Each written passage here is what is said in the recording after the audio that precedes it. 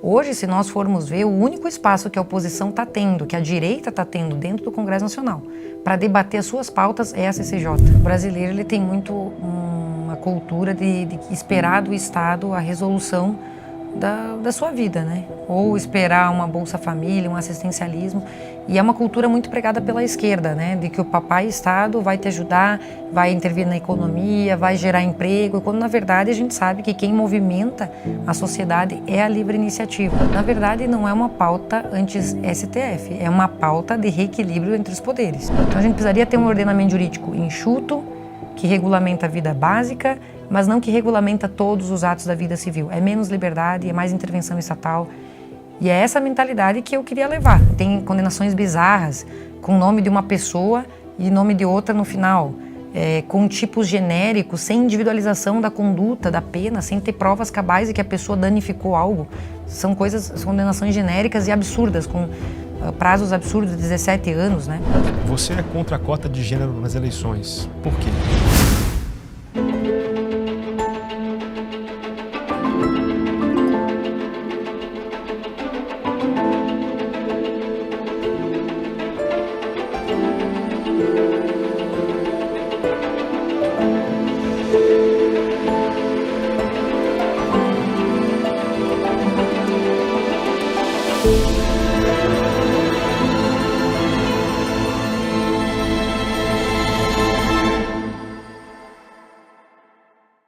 Em 2016, ela estreou na política como suplente de vereador em Chapecó, sua cidade natal. E neste ano chegou à presidência da Comissão de Constituição e Justiça e de Cidadania da Câmara dos Deputados. Eleita com 227 mil votos, ela alcançou a maior votação de seu estado, Santa Catarina. Na Câmara, Carol Detoni, que é advogada e mestre em Direito, defende pautas conservadoras e atualmente está às voltas com um projeto de anistia aos atos de 8 de janeiro e de reequilíbrio entre os três poderes. Eu sou Bruno Magalhães e este é o Contraponto, seu programa de entrevistas que recebe toda semana pessoas das mais diversas áreas, ideias e experiências. Tudo bem, deputada? Tudo bem, Bruno. Uma satisfação estar aqui novamente. Muito bom ter Primeira você. vez aqui no Contraponto, né? Pois é.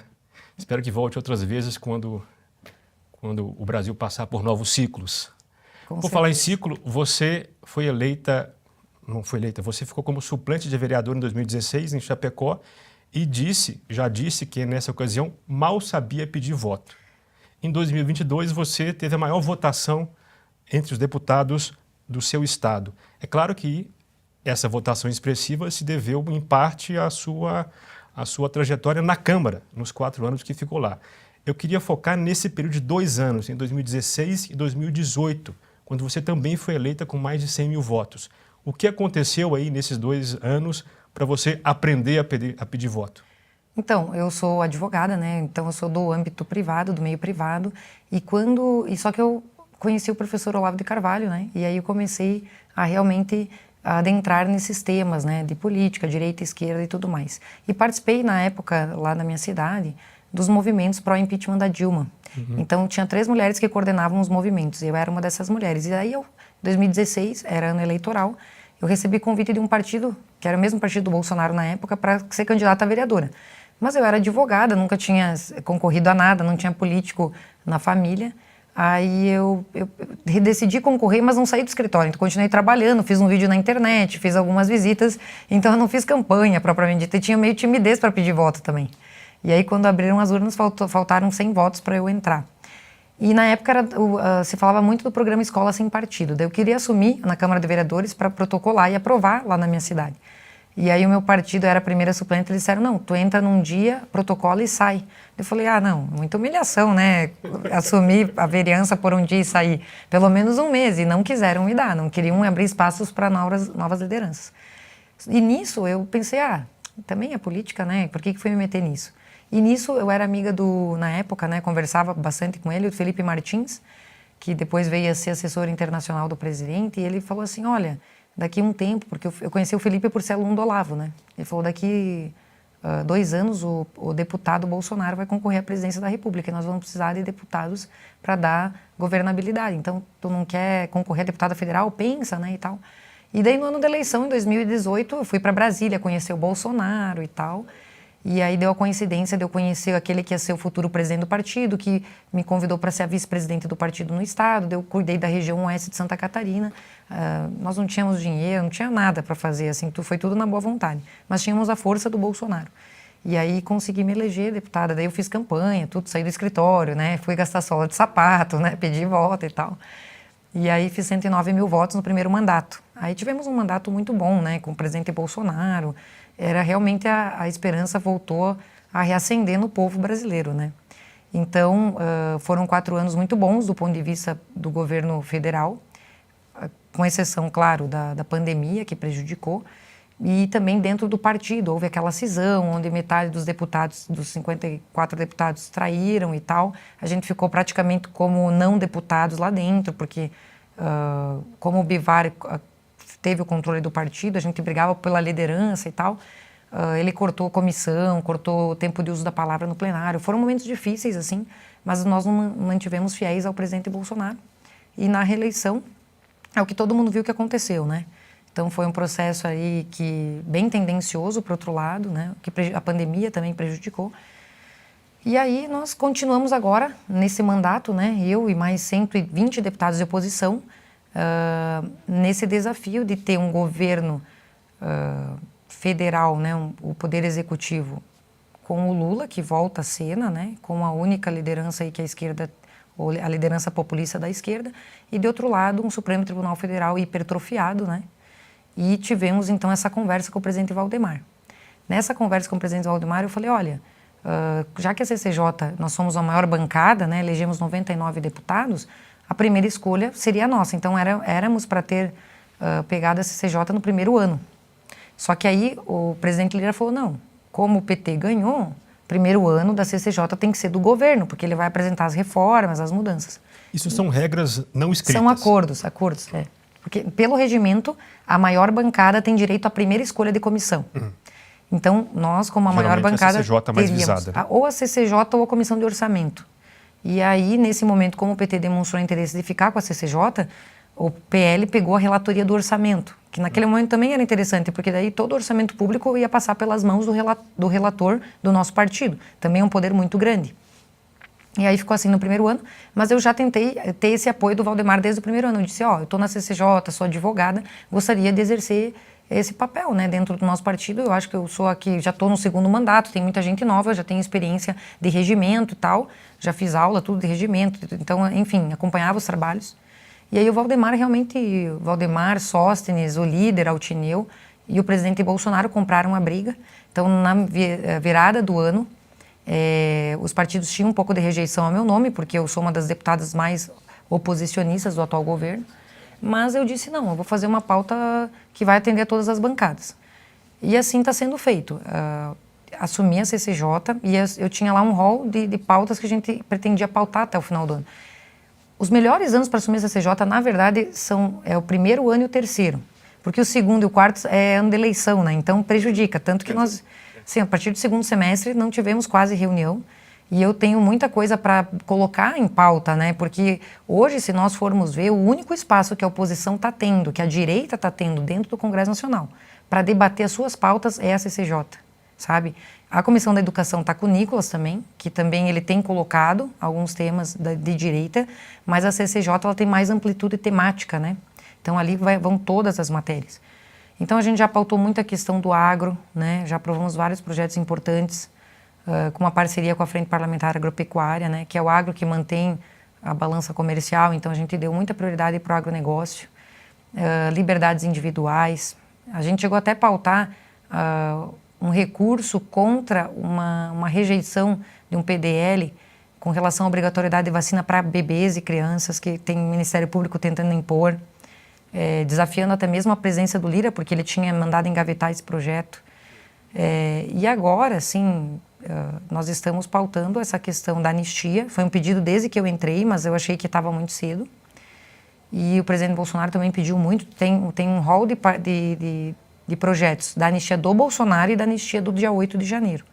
E quando eu fui conversar com o Bolsonaro sobre isso, ele me falou que a prioridade eram os presos injustiçados, os que estão sendo injustiçados, né, por essas prisões e condenações aí sem individualização da pena. E aí nós fizemos isso. Primeiro designamos o Rodrigo Valadares, que é um deputado do União Brasil. Essa semana ele é muito, soltou um assim, relatório favorável, né? E ele é de direita, ele realmente é um deputado com quem a gente pode contar na defesa dessa pauta, ele está muito comprometido. Ele, inclusive, tem tentado conversar com os ministros do Supremo para tentar compor uma solução viável, porque não adianta nós aprovarmos uma lei na Câmara e Senado e ter uma sanção ou derrubar um veto, e depois eles peticionam e aí o Supremo... mas quando ele foi conversar com o ministro Gilmar Mendes, o Gilmar Mendes se estranhou e disse assim, mas espera aí, agora no segundo semestre a gente vai começar a operação contra os financiadores. Então nós estamos no meio das operações, né, para pegar quem financiou e já estão apresentando uma anistia, então ele meio que se chocou assim com a ideia da anistia. Ou seja... Ele não foi receptivo a princípio, né, pelo visto. Eles não estão querendo que desautorize eles. Agora, achar que o Supremo Tribunal Federal pode abrir inquéritos para investigar pessoas que não têm foro privilegiado, que deveriam estar sendo investigadas pelo juiz natural, promotor natural, tendo devido processo legal. Os advogados desde o início disseram que têm dificuldade de acessar os autos, que não estão tendo ampla defesa. As condenações, assim, tem condenações bizarras, com o nome de uma pessoa e nome de outra no final, com tipos genéricos, sem individualização da conduta, da pena, sem ter provas cabais de que a pessoa danificou algo. São condenações genéricas e absurdas, com prazos absurdos de 17 anos, né?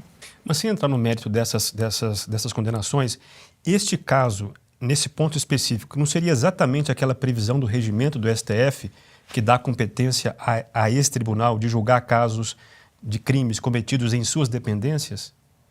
Eu acredito que não, porque primeiro que a gente tem no direito penal direitos e garantias fundamentais ao acusado. Um deles é a presunção de inocência. Não, claro, tudo isso... Presunção de inocência, o devido processo legal, o duplo grau de jurisdição. Vamos só avaliar, então. Essas pessoas estão sendo condenadas. Dessa sentença, que está vindo direto da Suprema Corte, eles vão recorrer a quem? Então você não vai ter aí o direito básico da pessoa rever a sua condenação.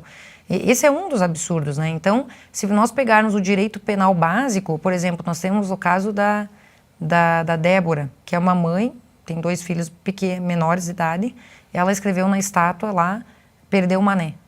Ela está presa aí há meses, a fio, mais de 7 meses. Ela tem filhos menores, até mulheres assim que estão sendo investigadas por tráfico de drogas, se têm filhos menores, elas vão cumprir uma prisão preventiva domiciliar. E ela não está tendo direito, sendo que é um dano que se você pegar um pano ali com sabão e água, você tira o batom. Então, qual é a periculosidade de uma pessoa dessa para ter um tratamento desproporcional desse? Então, são situações que cada vez mais esse ativismo judicial, esse protagonismo exacerbado do Poder Judiciário está fazendo com que nós tenhamos o total respaldo do colegiado para aprovar as medidas que aprovamos essa semana. Basta ver que nós aprovamos 4 medidas para limitar os atuais abusos de poder do STF. Quais são as 4? Nós temos a PEC 8, que veio do Senado Federal, uma iniciativa do Senado, aprovada inclusive com o voto do líder do governo do PT no Senado. A PEC 8, ela prevê que não pode haver decisão monocrática para suspender a eficácia de uma lei, ou seja, nós temos uma lei que é aprovada por 513 deputados, 81 senadores, sancionada pelo presidente, e aí ela passa a valer. Vai lá um ministro do STF e suspende a eficácia da lei por uma decisão monocrática.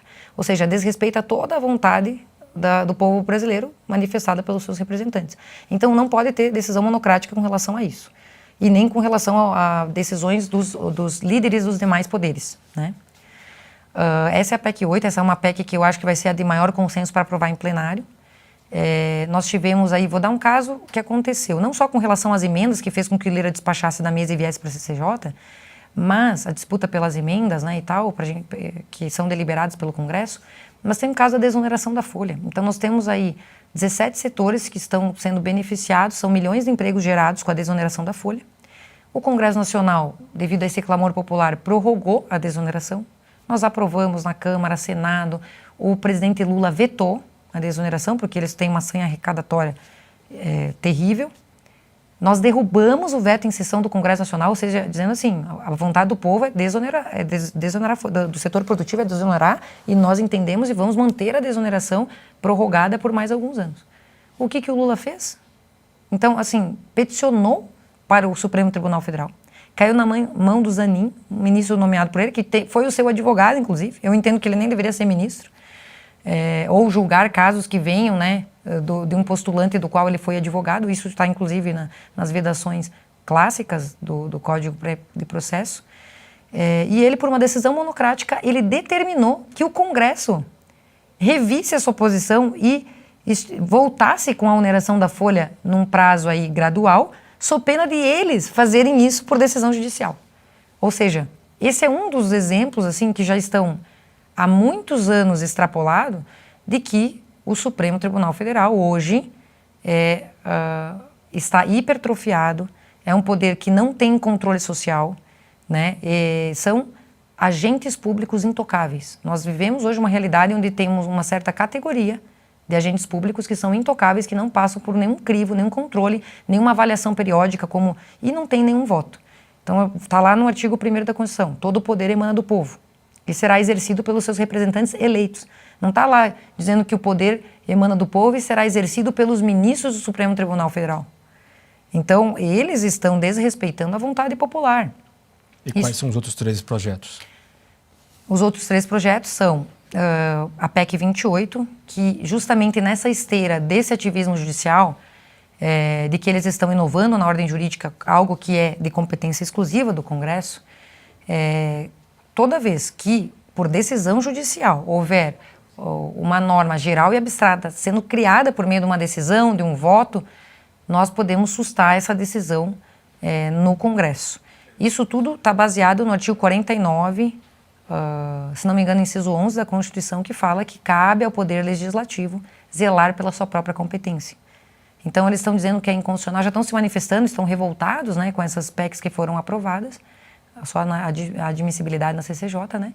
Mas a questão é que, hoje em dia, o Supremo, há muito tempo, vem inovando na ordem jurídica, a seu bel prazer, e nada acontece. Nenhum filtro acontece, nós entendemos que por meio de decreto legislativo poderíamos sustar, mas não é o entendimento atual do presidente da Câmara, então estamos fazendo justamente uma PEC para mudar a Constituição, prevendo um mecanismo para zelar pela competência do Legislativo e não deixar que o Judiciário legisle no nosso lugar. Então, PEC 8, decisões monocráticas, PEC 28, sustar decisões que invadam a competência do Legislativo, e 2 projetos de lei que atualizam a lei de impeachment.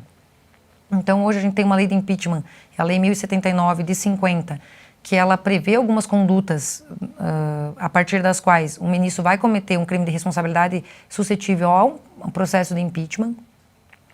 Essa lei, ela só atualiza dizendo que se eles interferirem na imunidade parlamentar, se eles obtiverem uma vantagem indevida ou se beneficiarem em função do cargo, ou se pronunciarem com antecedência sobre votos, ou tiverem posições político-ideológicas, né, ou casos em concreto, em julgamento também, que isso já está no Código da Magistratura, serão suscetíveis de crime de responsabilidade. E mais, a gente prevê uma possibilidade de que o presidente do Senado possa se manifestar num tempo hábil, porque hoje, o que acontece? Foi protocolado pedido de impeachment do Alexandre de Moraes, simplesmente é engavetado, não existe uma previsão para que ele paute, para que ele rejeite, para que ele enfrente, não tranca a pauta. Então, tanto no relatório do Gilson Marques quanto do Alfredo Gaspar, que foram os relatores das 2 propostas, eles preveem que ele tem 15 dias para se manifestar numa das propostas. Pelo sim, pelo não. Pelo sim, pelo não. E numa outra proposta diz que da decisão caberá recurso para o plenário do Senado. Então, hoje a gente tem uma situação em que existem muitos abusos, né, que nós entendemos. Não foi autorizada a abertura de uma CPI da abuso de autoridade, que foi pedido do deputado Marcel Van Hatten. Então, nós estamos trabalhando com esses projetos, né? 4 projetos que foram aprovados essa semana na CCJ com ampla maioria. Isso é tão importante porque na legislatura passada, o projeto do Sóstenes, que era de 2016, nós botamos em votação na CCJ, que fala do ativismo judicial, que proíbe o ativismo, né? E ele foi rejeitado por 1 voto. E agora, essa semana, nós aprovamos as PECs por 39 a 18, 39 a 12, então é um quórum de deputados do centro, de deputados da direita, que estão vendo esses excessos para que a gente possa retomar o reequilíbrio entre os poderes. A CCJ, ela encaminha os projetos para o plenário, é como se fosse uma antessala do plenário, né? A aprovação na CCJ, qual que é o jogo aí entre a CCJ e o plenário? A aprovação lá quase que garante o plenário ou não? O que está em jogo aí? Então, da mesma forma que eu tenho a discricionariedade para poder fazer a pauta da CCJ, o presidente Arthur Lira, ou o presidente da Câmara dos Deputados, ele também pode ou não pautar, né? No caso das PECs, é só admissibilidade, tem que ir para uma comissão especial que tem que ser instalada pelo presidente da Casa. Então vai aí da pressão que os deputados de oposição terão que fazer agora para incentivar o Lira a abrir essa comissão especial para tocar esses projetos à frente. E os projetos de lei, normalmente eles já chegam na CCJ como última comissão. Tá. E não obriga, não vincula o Lira a pautar, mas é uma sinalização muito efetiva para ele de que o colegiado, a proporcionalidade partidária está querendo discutir esse tipo de pauta, né? Tá. E nas PECs tem uma comissão especial que também vota, é isso? A CCJ ela só vê a admissibilidade, se é inconstitucional ou não. E na comissão especial é que pode-se entrar no mérito, aí pode-se mudar a proposta, aí depois ele tem que ir para o plenário e ser votado em dois turnos, com 2/3 de aprovação para poder ir para o Senado, né? No caso, a 8, se for aprovada, ela já passou pelo Senado, se não tiver alteração, já foi cumprido os 2 trabalhos aí do Congresso Nacional, né? Pois é, mas pelo que eu entendi, vocês já aprovaram essas 4 medidas dessa pauta chamada anti-STF, mas sem que houvesse especialmente um acordo, entre aspas, com o STF, né? Na verdade, não é uma pauta anti-STF, é uma pauta de reequilíbrio entre os poderes. Claro. Né? E não foi feito acordo, não foi feito conversa, porque, infelizmente, não encontramos esse espaço. É o nosso papel. Nosso papel diante de ter essa iniciativa de querer limitar algo que está invadindo, de zelar pelo parlamento, de zelar pela força do Congresso Nacional, de zelar pela competência legislativa exclusiva que a Constituição dá aos legisladores e não ao poder judiciário. Vamos dar uma volta antes de voltar para o tema da política. Eu quero falar do professor Olavo de Carvalho. Você disse que conheceu ele há muito tempo atrás e de alguma forma mudou um pouco a sua visão. Me conta um pouco desse encontro aí. Então, o professor Olavo, ele morou muito tempo no Brasil, depois foi para os Estados Unidos. Eu só conheci ele pessoalmente em 2019. Você foi lá então? Fui para Virgínia, fizemos um curso de 1 semana lá com ele. Não, é uma pessoa incrível. Eu fico imaginando o que o Olavo falaria do atual cenário político e social do Brasil, né? O Olavo está fazendo muita falta, realmente ele foi o único filósofo, assim, realmente, que está mudando uma geração, sabe? Que está impactando de tal forma que os frutos estão vindo, né? O Olavo, ele despertou muito as pessoas com relação à realidade, né? A busca da verdade, a busca da realidade, né?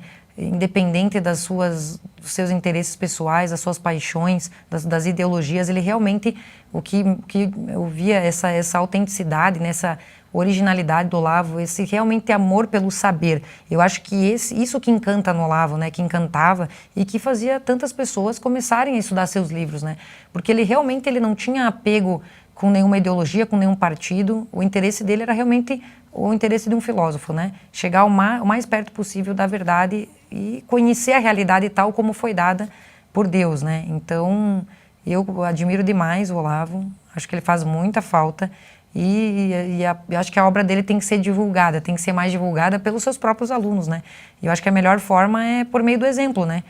Se moldando, a nós sermos exemplo dessas virtudes que ele espelhava e que ele buscava exercer na sua vida privada, né? Você o conheceu estando na faculdade? Conheci estando na faculdade de Direito, né? São 2 universos diferentes, né? Isso. E enquanto a gente tinha aula de Direito Penal só a favor do bandido, sem pensar na vítima e tal, e as faculdades de Direito hoje são muito voltadas, né, a esse lado esquerdista, eu comecei a ouvir, um colega meu falou, tem esse filósofo aqui que lê esses artigos e tal, e daí eu comecei a conhecer daí na internet, na época o Facebook, pessoal tinha uma comunidade, daí o pessoal se encontrava, assim, virtualmente conversava, então a gente tinha toda uma rede de amigos virtuais que eram alunos do Olavo. Depois ele criou o curso online de filosofia, que popularizou ainda mais os seus conhecimentos, né, para começar desde o básico a dar essa orientação, né, de como perseguir esse caminho da sabedoria. E depois é um caminho sem volta, né? Depois que a gente conhece o Olavo, ele realmente toca a gente, você realmente admira demais, né? Como é que você se vê na política? Você sente que é uma vocação ou é um trabalho temporário a que você foi chamada por circunstâncias daquele momento? Olha, sabe que eu às vezes penso sobre isso e não tenho bem claro ainda. Porque como eu acredito muito que eu tenho que seguir alguns propósitos, né? Que é justamente essa busca da verdade, de não estar vivendo uma vida fake ou uma vida de aparências. E eu busco realmente, na minha conduta, fazer aquilo que é certo. E a vida acabou me levando para isso. Só para relatar, né? Quando eu estava indo para minha reeleição, eu sofri muita pressão da minha família para não usar o fundo, né? Para não usar? Para não usar o fundo. E Você tinha chegou a muitas usar? pessoas, não cheguei a usar. Nunca usei o fundo. Nenhuma das duas eleições? Nenhuma das duas. Mas eu não tenho nada contra. O próprio professor Olavo falava que a direita, ao se privar desses meios, ela deixa que o inimigo esteja armado e a gente vai desarmado para uma guerra. Então, se tiver recurso público para usar, a direita tem que usar também e tal, que é burrice, né? Ficar que nem doutrinava o Partido Novo, né? Abrindo mão de tudo. Agora eles mesmos eu acho que estão usando. Mas o Novo mudou um pouco de ideia também. E nós temos vários parceiros no Partido Novo, mas essa mentalidade era muito radical. E eu tenho dentro da minha família, minha mãe e meu irmão, eles são meio radicais, assim, nesse sentido também. E eu indo para minha reeleição, sabendo que todo mundo ia usar, né? Porque daí o Bolsonaro trouxe muito respaldo para o partido. E eu pensei, nossa, estou indo para a reeleição e eu tenho que ter um pouco de estrutura também, porque agora eu já sou deputada, né? Então, eu pensei em usar o fundo naquela época. E a minha mãe disse, não usa. E aí eu pensava, mas vai ser difícil eu me reeleger, né? Porque aquela mentalidade, né? E eu fui para a campanha com R$0, assim. E eu também não ia ficar gastando meu dinheiro privado também. E daí, mas eu recebi algumas doações de alguns amigos e tal. E assim, só recebo doação de quem realmente é independente, como eu. Não tenho compromisso com ninguém, graças a Deus sou uma deputada independente, que estou aí pelos valores e princípios mesmo, para tentar moralizar um pouco a política. E aí consegui reunir R$400 mil, foi o que eu fiz com a minha campanha, e fui a deputada mais votada da história do meu estado. Da história? Então, não só daquela eleição, mas da história? Percentualmente, proporcionalmente, sim. E eu coloquei muito nas mãos de Deus, eu disse, se for para ser, vai ser, se não for também, né? Porque, e na verdade, desde a primeira eleição, eu sempre rezava no seguinte sentido, porque Deus conhece mais a gente do que a gente mesmo. E aí eu sempre pensava assim, Ele conhece mais os meus defeitos e as minhas fragilidades do que eu. Então, Ele sabe que eu posso vir a me perder nesse caminho, dependendo de alguma situação. E daí eu rezava no seguinte sentido, se por acaso eu correr o risco de perder minha alma nesse caminho, me corromper, que eu não me eleja deputada. Mas se eu, por acaso, puder entrar e contribuir de alguma forma e fazer o que é certo, sem macular, né, a minha integridade, né? Então, que eu me eleja e faça a diferença. Então, quando eu entrei para a política, eu entrei com o propósito de servir, de me doar. Estou tentando fazer isso na medida do possível, né? E com o meu máximo de empenho. E estou bem tranquila com relação a isso, porque eu não tenho um projeto político de longo prazo. Eu estou mais, assim, querendo fazer a vontade de Deus, assim, na minha vida. Então, por enquanto, as portas estão se abrindo. Então, consegui a reeleição no meu estado, tenho muita credibilidade, as pessoas sabem que eu sou coerente, então eu não traio a confiança das pessoas, porque eu me mantenho sempre uma pessoa íntegra. E aí, surgiu a oportunidade da CCJ, vamos encarar. Então, pelo fato de não ter o rabo preso, de não ter, não ter processos, não fazer nada de errado, ter a ficha limpa, isso me dá a independência de poder pautar um projeto desse sem ter medo que apareça alguma coisa, porque eu não tenho nada a esconder. E é isso, então está dando certo e tivemos esse êxito. Acredito que vamos votar a anistia, vamos ter êxito também na CCJ. Infelizmente a anistia hoje ela está sendo utilizada como manobra para a eleição da mesa da diretora da Câmara dos Deputados. Então o Elmar Nascimento era o candidato, daí ele estava apoiando a pauta da anistia. Daí como o Lira não está mais apoiando ele, daí agora ele está dizendo para o partido dele obstruir a pauta para votar contra a anistia, como pressão. E aí fica esse ringue. Aí a gente tem que ficar contando os votos para ver se tem voto para passar. Aí Bolsonaro liga para um, liga para o outro, as pessoas não têm nada a ver com isso, parem com isso, entendeu? E a coisa tá indo assim. Mas eu acredito que a gente vai ter a questão da anistia também e tá tudo certo. Então eu trabalho assim, não tenho assim uma meta política de longo prazo. Se for para se continuar, vou continuar, senão vou cuidar da minha filha, tenho uma filhinha de 9 meses, né? Tenho família para cuidar, então também eu estou feliz aonde eu estiver, fazendo a coisa certa, é o que importa. O seu mandato na CCJ vai até quando? Até o final do ano. É um ano o mandato? É um ano, não pode ter reeleição. Não pode ter recondução. E o problema é que esses lapsos das eleições municipais prejudicaram um pouco a aprovação desses projetos. Mas eu acredito que até o final do ano, pelo menos a anistia, a gente vai conseguir aí. E de uma forma bem boa, assim, tem muita expectativa, muita gente que está esperançosa, né? Só para vocês saberem, eu estava durante a eleição agora no meu estado, me deparei com um cara com tornozeleira eletrônica. Daí eu falei para ele, por que aconteceu? Não, cheguei lá no dia 8 de tarde, depois que tinha acontecido tudo. Aí fui para o acampamento com as pessoas. No dia seguinte disseram, vamos todo mundo para os ônibus que nós vamos levar vocês para fora de Brasília. Levaram a gente para um ginásio, e aí estou respondendo a um processo, estou com tornozeleira eletrônica e não fiz nada. Então, tipo assim, esse cara, tu entende? Cadê a individualização da pena? Cadê o devido processo legal? Daí outro amigo nosso também, que é empresário, chegou um dia, eu acho que um dia antes. Aí ele fala que todo mundo foi revistado quando chegou na praça. Quando ele chegou já tinha acontecido tudo. Não tinha ninguém armado lá, do pessoal que estava nos acampamentos. Daí era uma cena cinematográfica, ele falou. Aí quando ele estava voltando para o acampamento, ele disse, vai embora, senhor. Um cara do exército mandou ele embora. Ou seja, ele disse que, ao que pareceu, ele acredita e acha que com o tempo vai ser comprovado que foi realmente uma armação para criminalizar a direita. Se isso for verdade, que a verdade apareça com o tempo, né? Mas o que de gente infiltrada, para dar quebradeira e criminalizar a direita.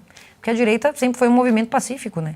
E é muito estranho a forma como foi feito tudo aquilo, depois as imagens que não são cedidas, né, da Praça dos Três Poderes, a forma como foi conduzida a CPI, né, do dia 8. Mas em que sentido você fala isso? Quer dizer, tinha um movimento de direita... Não vou dizer que não tenham baderneiros... Insuflando. Eu não vou dizer que não tenham baderneiros na direita, mas pela natureza dos movimentos ao longo do tempo, eu acredito que podem ter tido pessoas infiltradas para poder dar quebradeira e criminalizar todo o movimento da direita. Para jogar gasolina, digamos assim. Exatamente.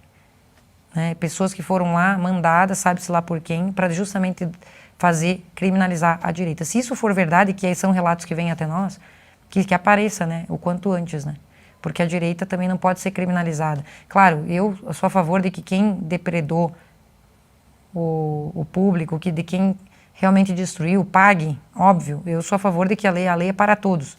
Mas eu acho que tem muita gente inocente sendo criminalizada, entendeu? Então é por isso que a gente está votando nessa anistia. Quando você foi eleito em 2018, você falou que ficou um pouco assustada, porque no seu celular chegavam muitas mensagens de pessoas pedindo favores, enfim, como se você, naquela ocasião, tivesse, então, o poder de resolver quase tudo em todas as esferas pessoais. E você falou que pegou como missão sua, então, desidratar, de algum modo, não é bem a função política, mas meio que descontaminar as pessoas dessa visão de que o Estado resolve tudo. Isso perdura com você ainda? O que você pensa disso hoje? Com certeza. O brasileiro ele tem muito uma cultura de esperar do Estado a resolução da sua vida, né? Ou esperar uma Bolsa Família, um assistencialismo.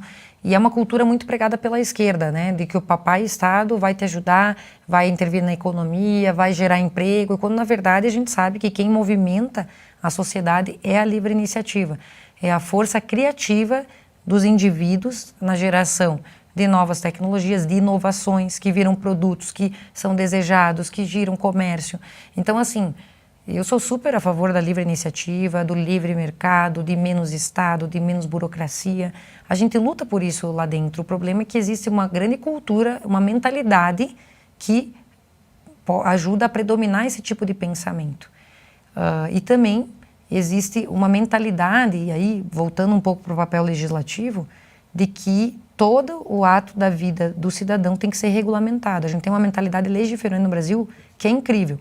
Então, por exemplo, pessoal do iFood, pessoal do Uber, está funcionando, foi uma nova tecnologia, né? Um serviço aliado à tecnologia, uma inovação.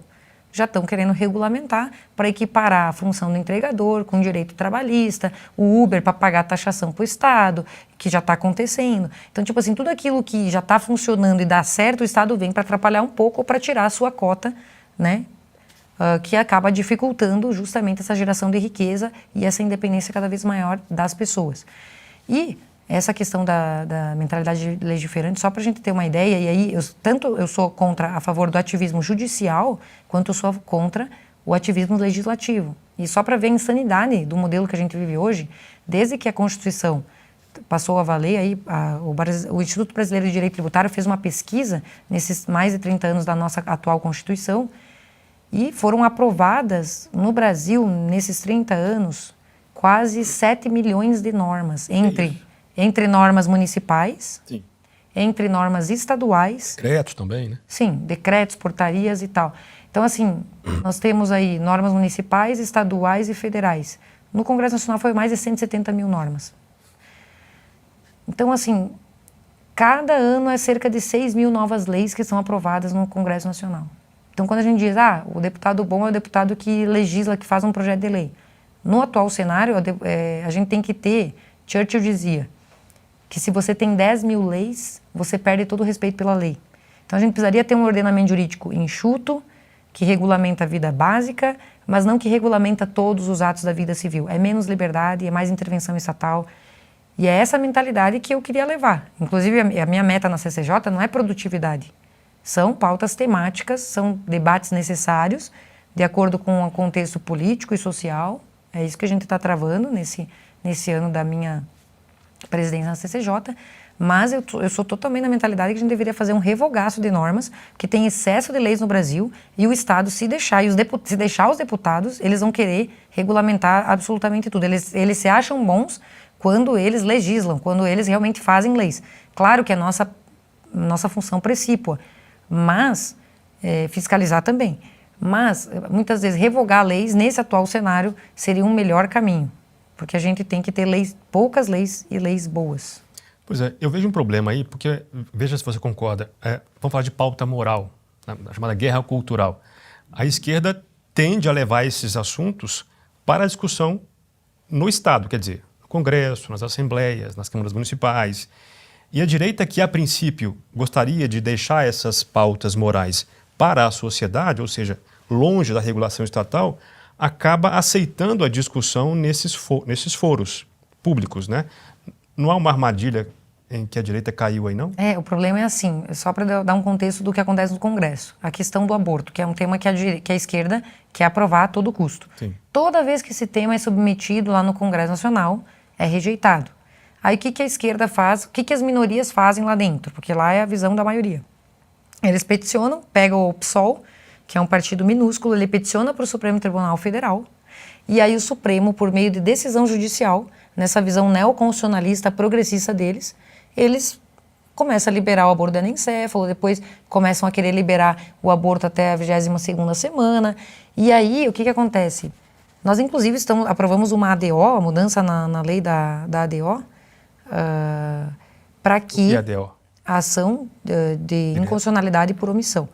Muitas vezes eles peticionam dizendo assim, não existe uma legislação para permitir o aborto. Então, uma vez que o Congresso não legisla, está sendo omisso, cabe ao Supremo fazer a sua parte. Eles têm entendido dessa forma.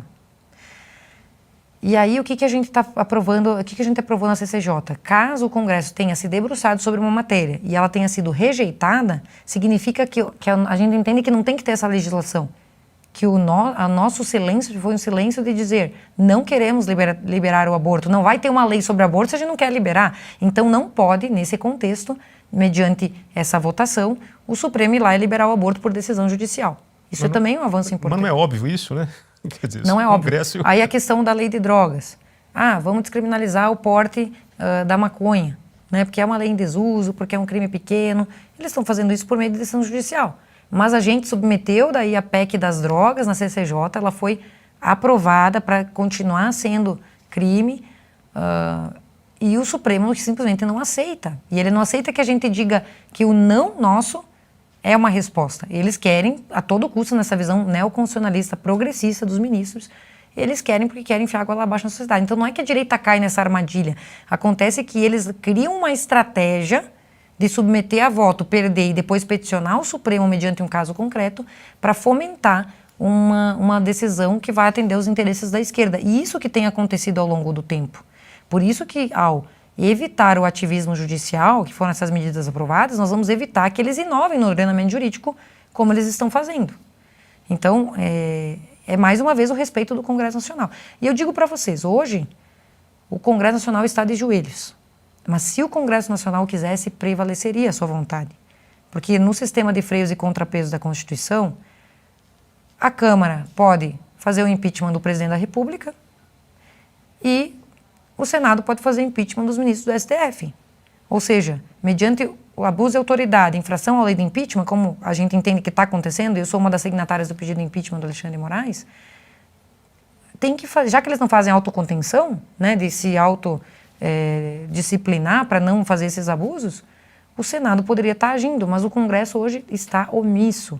Então essa legislação ela vem justamente para dar mecanismos para a gente poder que esses agentes públicos também sofram limitações necessárias para que não haja hoje um regime judicial no Brasil, onde eles dão a última palavra e são intocáveis e nada acontece, né? Que é o que está acontecendo. Porque, veja, Bruno, a gente chegou num ponto em que os ministros, eles falam abertamente, derrotamos o bolsonarismo. Ou, hoje o Supremo não tem mais natureza só jurídica, tem uma natureza política. Isso foi falado pelo ministro Barroso, presidente da Suprema Corte. Como é que um ministro, um juiz, vai falar que ele tem, que um órgão de justiça tem uma natureza política? Se ele quer ser político, ele tem que deixar a toga e se submeter ao voto popular, para ver se ele vai ser chancelado. Mas não, eles falam isso abertamente e nada acontece. Teve outro ministro que falou, porque se esse presidente está aí, foi porque a gente mudou o entendimento da prisão em segunda instância, foi porque a gente deixou ele ir, entende? Então, tipo assim, é muita política dentro do tribunal. E existe um ditado que diz, se a política entra pela porta do tribunal, a justiça sai pela outra. E é o que a gente entende que está acontecendo. Então, assim, não é um pacote anti-STF, é um pacote de reequilíbrio entre os poderes. Para dizer que eles podem muito, mas não podem tudo. Você foi relatora da PEC da prisão em segunda instância. Há quantas anda essa PEC? Então, na verdade, o STF, ignorando a votação que, na época eu fui relatora na CCJ, nós aprovamos, né, que condenado em segunda instância já tem que ser recolhido à prisão. E o STF mudou o entendimento, eu acho que é a terceira vez que eles mudam, é casuisticamente que muda-se o entendimento, né, na corte. E eles mudaram o entendimento de que não precisava ficar preso, e aí o Lula foi solto. Aí depois anularam o processo, um dos processos do Lula, se não me engano, foi por causa da questão territorial, que estava em Curitiba, daí foi a competência relativa, foi para Brasília, em vez de eles reaproveitarem os atos, porque não era uma nulidade absoluta, eles simplesmente resolveram começar o processo do início. Então essa foi uma das condenações em segunda instância que foi anulada. E depois teve a do... se eu não me lembro agora se foi a do sítio da Atibaia ou se foi a do triplex, né? Mas o fato é que reverteu, e se a gente for ver, então o Supremo age dessa forma, casuisticamente muda o entendimento, e os condenados da Lava Jato, foi a maior operação que descobriu a maior corrupção da história do Brasil, eles estão sendo todos anulados das suas condenações. Então, mas a PEC não chegou a ser aprovada em 2 turnos. Eu vou ter que verificar agora, eu não recordo assim de memória se foi aprovada ou não. Eu acredito até que foi aprovada na Câmara, mas eu não lembro agora, porque faz aí 4, 5 anos, mas na CCJ eu fui relatora, foi aprovada. Certo. Né? Bom, você é contra a cota de gênero nas eleições. Por quê? Porque eu entendo que quanto mais cotas você cria, essas políticas são criadas, mais elas dividem a sociedade do que realmente fazem a justiça social. Essas cotas vêm querer justamente reparar situações históricas que não tem nada a ver com o que acontece hoje. Eu não tenho culpa se aconteceu alguma coisa, ou se as mulheres não estão na política Hoje as mulheres têm direito ao voto, está tudo certo, a mulher tem independência para trabalhar, tem independência para votar, para se colocar como candidata. Mas eu acho que isso não contribui, porque, por exemplo, a minha rede social, 60% dos meus votos, eu acredito, da minha rede social é composta, eu recebo voto mais de homens do que de mulheres. Já fiz uma constatação. Eu voto numa pessoa, independente se é homem ou mulher, eu voto pelas ideias que ela defende, não porque é homem ou mulher. Então, tipo assim, eu designo um relator na CCJ pelo mérito, pelo conhecimento da pessoa. Eu acho que isso aí mais cria disparidades do que cria realmente inserção. Então, você viu algum efeito prático nessa É que, na verdade, 30% de candidatura para mulheres? Eles começam reservando 30% para mulher, agora tem a cota, eu acho que é do negro. Eu não sei se já existe cota do indígena, não acredito, mas é possível que possa existir. Aí estão falando agora da questão de talvez ter cota para trans e tarará, já está em discussão isso. Então, tipo assim, você começa a criar tantas divisões que perde o sentido, que daí você vai começar a criar mais disparidades na sociedade do que igualdade para todos. Eu acredito que são todos iguais perante a lei, sem distinção de qualquer natureza. Por isso que eu sou contra absolutamente a criação de cotas. Eu acho que a pessoa tem que entrar por mérito e por vontade. Aí tu cria outro problema. Bom, você cria cota para mulher, os partidos muitas vezes não conseguem cumprir, porque tem mulheres que não têm vontade, mas ele vai ser punido se não botar mulher. Aí bota qualquer mulher, a mulher praticamente não faz voto, aí condena o partido porque eventualmente botou candidatas laranja, sabe sei lá o quê, porque é uma própria disparidade do sistema. Ou seja, a mulher tem que concorrer se ela quiser. E lá em Santa Catarina, só para vocês terem uma ideia, um estado dos mais conservadores do Brasil, as deputadas mais votadas da história fui eu e a Ana Campanholo, a federal e estadual, 2 mulheres, que não entramos por causa de cota, nós entramos por causa de vontade. Ou seja, quando a mulher quer, realmente faz a diferença. E, só para dizer mais uma coisa, que a esquerda diz defender as mulheres, né? As primeiras 2 presidentes das CCJs da história da Câmara foram 2 mulheres de direita. Foi a Bia Kicis e eu. E a esquerda que vive pregando esse tipo de pauta, simplesmente não está dando esse espaço para as suas deputadas, entende? Então vale a pena refazer esse registro, né? Porque eles que dizem defender as mulheres, mas quem realmente dá espaço efetivo de atuação e confia nas mulheres por mérito é a direita. Sem cota, né? Sem cota, sem precisar de cota. Ao contrário, nós no nosso exercício, né, e com a nossa votação, a gente ajudou muitos homens a se elegerem, inclusive, e tenho muito orgulho, porque eu sou parceiraça de vários colegas, temos colegas valorosos, tanto homens quanto mulheres, e isso para mim não faz qualquer distinção. O que importa é a pessoa ser uma pessoa correta, de caráter, não importa se é homem, é mulher, ou sabe, sei lá, o gênero que queira ser. Carol, muita gente não entendeu quando, em abril desse ano, você votou a favor da soltura do Chiquinho Brazão, deputado investigado pela morte da Marielle. O que estava em jogo nessa votação? Porque foi meio dividido, a direita e a esquerda votaram diferentemente. Ah, não, teve uma votação, na verdade, com relação à prisão preventiva dele. Sim. Nós entendemos que, o entendimento do partido, é que o entendimento foi aplicado uma armadilha pelo Supremo naquela decisão. Sim. E a decisão não cumpriu os requisitos de uma prisão preventiva, que justificava a prisão de um deputado.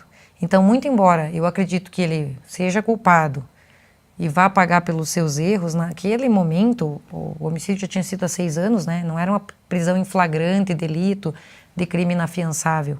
Era uma prisão preventiva e não existe prisão preventiva de deputado. Então, o que a gente entendeu? Que o Supremo, se a gente legitima essa decisão do Supremo, a gente dá argumento para eles fazerem prisão preventiva de deputado por palavras, por opiniões. Então, a gente está vivendo um momento em que, muito embora eu acredito que ele vai ser punido e vou votar pela cassação dele, inclusive, naquele momento foi uma armadilha jurídica que, se nós votássemos a favor da prisão preventiva dele, nós estaremos abrindo um precedente para começar a prender deputado por palavras na tribuna. Porque uma das coisas que a gente tem falado é que a imunidade parlamentar não está sendo respeitada. O exercício da função do deputado é o uso da fala. É o parlamentar, ele fala, ele defende suas ideias na tribuna. O Daniel Silveira foi preso por causa de um vídeo, onde ele fez ácidas críticas, que eu não concordo, não faria o que ele fez, mas ele não poderia estar preso, foi solto agora, né? Por causa disso. E No nosso entendimento, esse seria mais uma brecha para poder começar a quebrar mais uma vez a imunidade parlamentar. Então, na medida do possível, ele vai ser cassado, sim, mas naquele momento, por uma estratégia de cumprimento da Constituição respeito ao artigo 53, o nosso partido entendeu que a gente deveria ser contra a prisão preventiva dele, sabendo que a gente vai votar na cassação logo mais para preservar os demais deputados, as prerrogativas parlamentares. Você começou sua carreira no MBL, em Chapecó, lutando contra a corrupção. A que você atribui o fim da Lava Jato? Então, na época que o MBL não tinha entrado em queda de braço com o Bolsonaro, que a gente achou que era um movimento assim bem à direita e tal. Depois eles começaram a tomar um rumo ali que todo mundo saiu. Eu achei muito interessante termos delegados e delegadas, promotores que realmente estavam comprometidos com o combate à corrupção. Naquele momento tem até um filme, né, A Lei é para Todos, que é espetacular, que mostra o ponto de vista dos bastidores, dos delegados que começaram a puxar esse fio, esse novelo e mostrar esse maior esquema de corrupção da história do Brasil.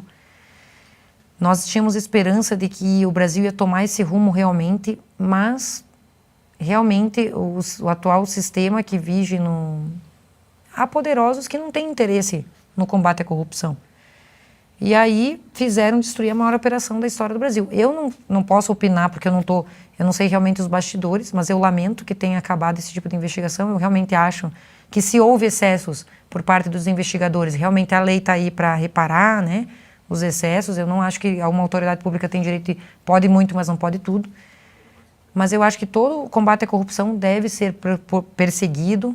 A gente tem que lutar por isso, porque é muito dinheiro que é todo ano escoado pela corrupção, que deixa de atender às necessidades básicas do povo.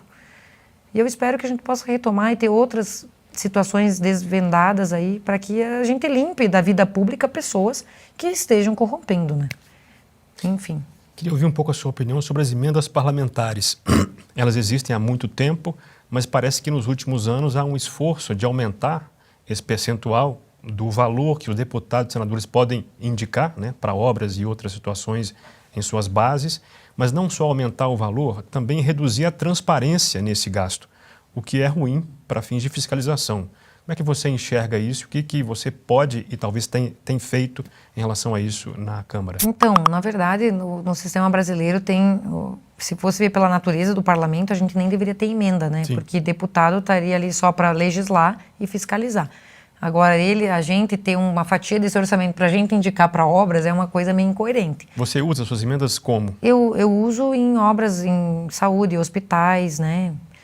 Mas assim, super certinho e tal. Não dependo de emendas para me eleger, sabe? O meu eleitorado não é o eleitorado lá que vai dizer, ela fez essa tal obra, vote nela porque ela trouxe a creche, vote nela porque ela trouxe o hospital. Não é esse tipo de política que eu faço. Eu faço uma política baseada em ideias, né? Na defesa dos valores conservadores e liberais na economia. Mas, enquanto existe esse mecanismo, a gente usa com todo o critério, né? E eu entendo que quanto mais transparência, quanto mais vinculação para evitar qualquer tipo de problema, melhor. Então, eu sou a favor de que, caso não seja extinta a emenda, que então se fiscalize, se tenha transparência, indique a obra, para que possa se mapear desde o momento em que você indica a emenda até o momento em que ela é cumprida na base. Porque realmente a gente ouve histórias de colegas que fazem situações com emendas, né? Então, não são histórias, tem operações famosas também. no Brasil antigamente. E eu acho que quem faz tem que ser punido. Então, para mim, quanto mais regrar para deixar bem vinculadinho, para não ter esse tipo de problema, melhor. Você foi citada no inquérito dos atos antidemocráticos por conta de um Twitter que você publicou falando do golpe branco do judiciário. E você chegou, inclusive, a sofrer medidas, não de busca e apreensão, mas de quebra de sigilo, não é isso? Fiscal e bancário. Quebra de sigilo bancário. Então, ao fim foi arquivado, mas você chegou a ser ouvida nesse inquérito? Sim, fui na Superintendência da Polícia Federal. Acho que foi no mandato passado. Então, abriram um inquérito das fake news, aí abriram um inquérito dos atos antidemocráticos. E eu acho que eu fui inserida nesse inquérito porque nós estávamos, depois de uma manifestação com o Bolsonaro, nós estávamos ali no gramado e aí a Bia foi lá cumprimentar a Sarah Winter e eu acho que ela estava armada. E daí como a gente foi cumprimentar ela e ela abriu uma live... A Sarah Winter, eu acho. E aí a gente cumprimentou ela e fomos embora. E aí... A Sara tem porte de arma? Não sei, ela falou que estava armada, alguma coisa assim, não sei. Mas eu falei, eu cheguei a gerar esse Twitter aí contra o ativismo judicial, inclusive. E aí, quando eu fui para ser ouvida, eles quebraram o sigilo bancário, não acharam nada, né? Viram que tá tudo certo, tudo transparente. Mas mesmo assim, quando eu cheguei na Superintendência da Polícia Federal lá em Brasília, você conhece o Alan dos Santos, você conhece o pessoal da direita, né? Fulano, porque eles estavam com a teoria de que existiria um gabinete do ódio, que a esquerda demonstra ter, mas a direita nunca teve, porque a direita é totalmente desorganizada, nunca teve uma central da onde partiu assim, comandos, ao contrário, é cada um por si na direita. Inclusive, o fato da direita ser desorganizada é o que faz a gente não ter a força que a gente realmente tem na sociedade. A direita está muito precoce em âmbito de organização, de persistência em ideal para que os valores sejam respeitados. A gente tem que começar o trabalho e a esquerda já está lá na frente nesse aspecto. Eles são muito organizados. Eu lembro quando eles faziam oposição lá do governo federal, eles ficavam no plenário 12 horas, um deputado saía da tribuna, outro ia, e eles com a mesma narrativa, com o mesmo discurso, batendo no Bolsonaro o dia inteiro. E a gente não consegue ter essa unidade e essa coesão de defesa dos valores. Eu acho que isso, a direita tem que amadurecer, inclusive, isso. Mas então, daí fui na Superintendência, pedindo se eu conhecia todo o pessoal da direita, para talvez tentar formar essa vinculação desse suposto gabinete do ódio que nunca existiu. Aí depois eles me pediram, basicamente, o que eu queria dizer com o meu Twitter. Você foi intimada para dizer se conhece certas pessoas? O que eu queria dizer com relação a opiniões. Opiniões. Aí eu falei, não, o que você acha do artigo 142 da Constituição Federal? Que é o artigo que o pessoal atribui à intervenção, né? Como é que é? Intervenção militar. O pessoal falava muito do artigo 142 na época. E aí eles me perguntaram... Das Forças Armadas. Daí eles me perguntaram se eu acreditava que o artigo... Qual é a interpretação... Se eu acreditava que era um poder moderador. Qual era a minha opinião sobre o artigo 142? Eu falei, a quem cumpre interpretar a Constituição, o Supremo Tribunal Federal. Quer dizer, claramente investigando opiniões. Opiniões. Aí eu falei que quem cumpre interpretar a Constituição é o Supremo, que eu não estava ali para dizer uma opinião sobre um artigo de lei, porque eu, como advogada, sei que quando você vai depor, você tem que depor sobre fatos. Eles não perguntaram fatos, só perguntaram quem eu conhecia, qual era a ligação, se eu tinha amizade com quem. Aí me perguntaram como eu interpretava, o que eu quis dizer com aquele Twitter. Então, assim, a gente chegou numa situação em que a opinião é criminalizada, os verdadeiros criminosos estão sendo liberados pela justiça e estão querendo encarcerar quem pensa diferente dessa hegemonia esquerdista e progressista que nós temos na esquerda e na alta cúpula do Poder Judiciário. É realmente uma perseguição a opiniões, a ideias e a segmentos da sociedade. A gente realmente vive um regime judicial no Brasil hoje. Carol, há uma certa sensação de que com essa ascensão da direita, isso se deve a que a população, em parte, se desencantou com ideias de esquerda. Você acha que isso é só uma impressão ou isso acontece realmente? Eu faço menção a isso porque, por exemplo, nas eleições desse ano, o Boulos, por exemplo, foi muito bem votado aqui em São Paulo, ficou em segundo lugar.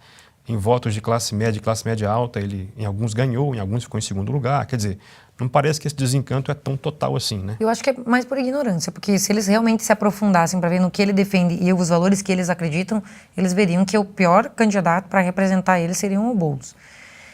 Eu acredito, como o professor Olavo falava, né, o PT se elegeu com a pauta anticorrupção. Quando assume o poder, é o partido mais corrupto que o Brasil já teve. Só que agora não dá para dizer, né? Não dá para falar o óbvio, né? Porque senão a gente pode ser preso por opinião, né? Eu acho que quem acredita na esquerda e que não pertence a esse segmento da esquerda na sua vida é por falta de conhecimento. É falta de entender, de ver que eles não são coerentes, de ver que aquilo que eles zelam, que é a liberdade, a propriedade privada, a livre expressão do pensamento, a privacidade, tudo isso vai ser tolhido caso a esquerda assuma o poder. Por quê? Primeiro, livre expressão do pensamento. Nós temos lá o PL da censura. A esquerda quer aprovar para controlar, já que eles não podem controlar as redes sociais, controlavam a grande mídia e não podem controlar as redes sociais, o PL da censura vem para que com as agências de checagem, com um órgão central de conselheiros, possa se dizer o que pode ou não falar, porque o que é fake news, o que não é. Quem vai ter o controle da opinião é a esquerda. Então, quem vota na esquerda certamente é ignorante e não sabe que a esquerda vai tolher a sua liberdade de expressão e você não vai ter mais um ambiente plural no Brasil. Só vai ter a visão da esquerda. A propriedade privada, ela está em risco a todo momento. O MST está invadindo propriedades do interior, onde tem, geralmente, as produtivas, que eles falam que são grandes latifúndios, inclusive produtivas. No meu estado de Santa Catarina acontece direto. A sorte é que o governador teve pulso firme, aí eles viram que não iam se criar, pararam. Mas agora com as queimadas, a ministra do Meio Ambiente chegou a sugerir que fosse desapropriada as terras, as propriedades privadas, onde teve incêndio criminoso. Ou seja, muitas vezes como é que tu vai investigar? Isso, para começo de conversa, que o fogo ele não tem fronteira, né? Ele vai na divisa de uma terra para outra e daí você vai ser desapropriado, que é uma medida inconstitucional, ela propôs isso. Ou seja, com a esquerda é o tempo todo assim. Temos novas demarcações de terras indígenas que estão sendo ventiladas a todo momento. Está aí outro desrespeito do Supremo ao Congresso Nacional. Nós votamos a lei do marco temporal. Nós já temos 14% do território nacional demarcado para menos de 1 milhão de índios. Gente, só para dar uma noção aqui, Santa Catarina é 1% do território nacional. Tem 7 milhões de habitantes em 1% do território nacional. Nós temos 14% do território nacional para menos de 1 milhão de índios. Será que precisa demarcar mais 14%? 28% do território?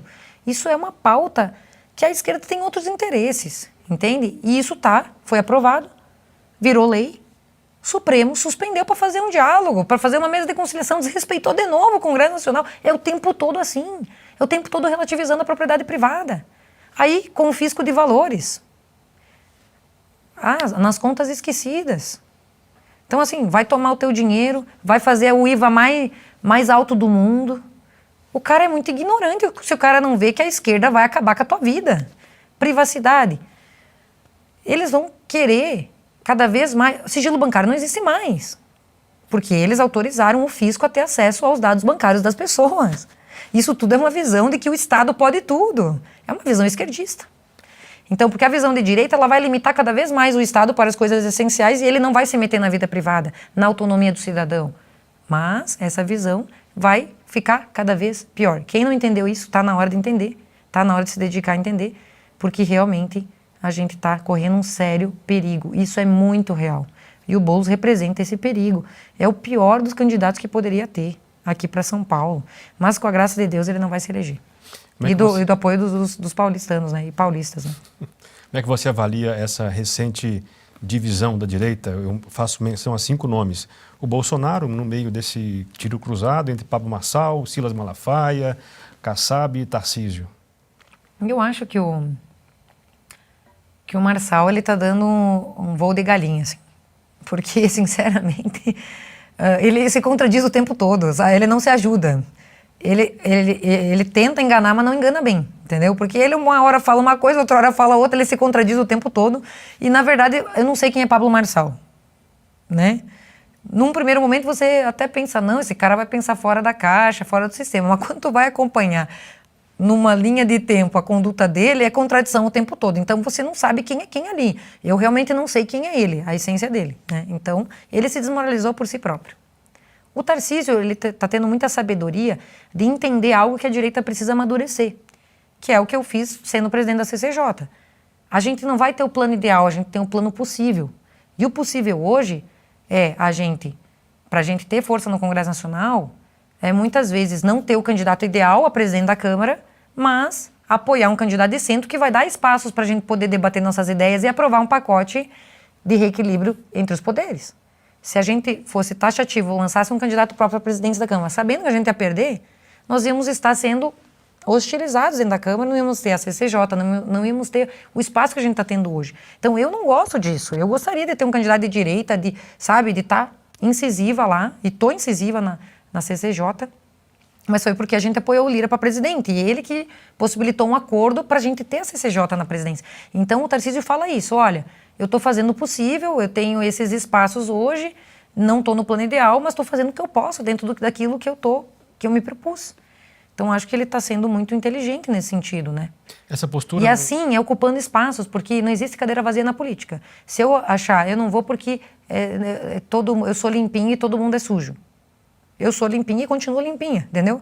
Mas sei que estou num ambiente complicado, sei que tem pessoas que fazem coisas horríveis lá, mas eu sei que eu vou manter minha integridade e vou fazer a minha parte. E se der certo, deu. Se não der, foi porque a maioria não quis, mas eu tô com a consciência tranquila. Então, acho que a direita tem que aprender a tolerar o ambiente que não é o ideal e fazer o que ela pode naquilo, sabe? É isso que a gente tem que fazer. Então, a gente tem que ter esse amadurecimento também por parte da direita. Essa postura não favoreceria o chamado teatro das tesouras, quer dizer, essa postura um pouco morna? E para você que está assistindo pelo YouTube, nossa entrevista termina por aqui, mas ela vai continuar lá na plataforma de assinantes da Brasil Paralelo. Se você quiser assistir a parte final da entrevista com Carol Detoni, recomendo que você assine o streaming da Brasil Paralelo. O link para se tornar membro da BP com uma condição especial do programa Contraponto está nesse QR Code ou na descrição desse vídeo. Eu aguardo você lá na plataforma de membros da Brasil Paralelo. Boa noite.